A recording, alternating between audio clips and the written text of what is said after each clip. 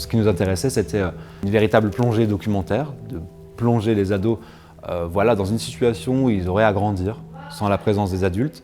Et en même temps, on avait vraiment envie de pousser l'écriture théâtrale et dramatique autour d'une fiction, d'une dystopie, avec ce huis clos de ces 10, 15 ados enfermés ensemble dans un bunker pendant un temps indéterminé. Les projets participatifs, en fait, c'est l'ADN du Grand Bleu. Tout au long de nos saisons, des projets que nous défendons, nous accueillons des spectacles pour l'enfance et la jeunesse, mais dans notre ADN, ce qui fait la particularité du projet du Grand Bleu, c'est que nous accompagnons des équipes artistiques qui ont le désir de travailler directement avec des enfants ou des adolescents. Et donc chaque année, nous coproduisons des créations participatives. Comme le Grand Bleu en fait, est un peu un spécialiste dans la région des Hauts-de-France en fait, de la création participative, je vais proposer à d'autres structures culturelles de la région de participer à ce type d'opération. On a eu une première semaine à la Toussaint pour écrire, réfléchir, trouver des idées. Nous, on a fait aussi sur des projets d'écriture où on devait écrire sur des thèmes en particulier. Et à la fin, on a essayé de mettre dans l'ordre chronologique ce qu'on voulait faire pendant la pièce. Et puis aussi la particularité, c'est que par exemple pour nous à Dunkerque, la spécialité on va dire c'était le théâtre, puisque nos deux intervenants étaient dans le théâtre. Par exemple à Creil, ils étaient beaucoup plus dans le cirque et à Lille, la danse et le visuel. Voilà, donc forcément c'était très étonnant. C'était vraiment des choses totalement différentes et des disciplines qui rendaient totalement des projets différents.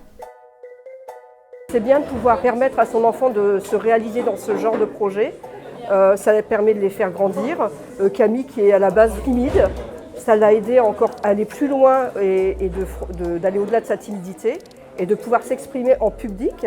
C'est super de pouvoir laisser les enfants s'exprimer dans ce type de spectacle. Et ça les fait grandir, mûrir et on partage des choses avec notre enfant qui sont super. Et je trouve que l'expérience, elle devrait être partagée par beaucoup d'enfants et beaucoup de parents.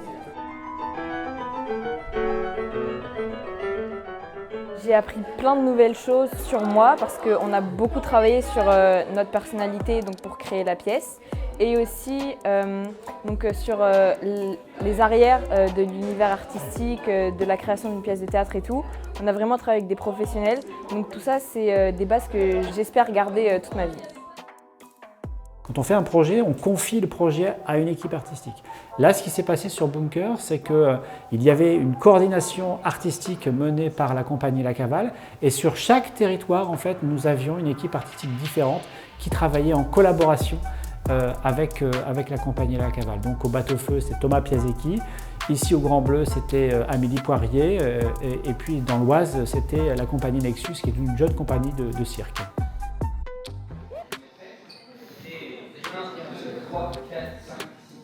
Défendre un projet participatif, nous, on est vraiment, c'est notre genèse en tant que collectif. Et on revendique le fait qu'un projet participatif est une véritable œuvre en soi et qu'il n'y a pas de hiérarchie à faire entre une œuvre qui ne serait pas participative et une participative. Donc on a essayé de pousser au bout, on est hyper exigeante avec les adolescents et les adolescentes.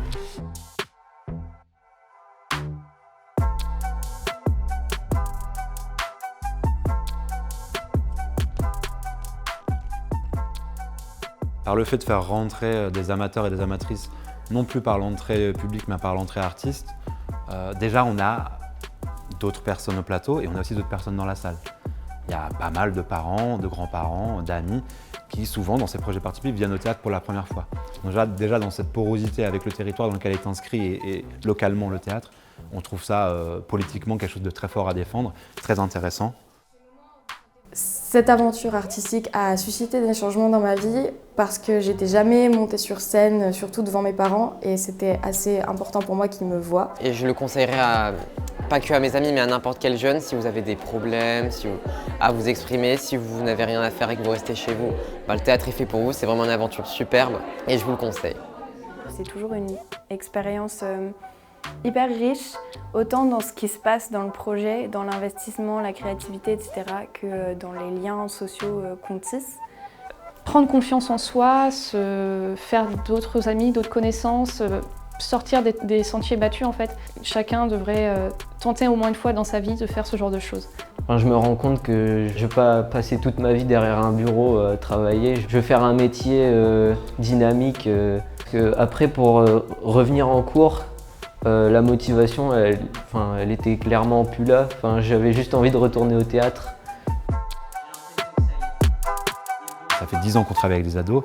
Il y en a qui ont 25 ans aujourd'hui. On est encore en contact avec eux et elles.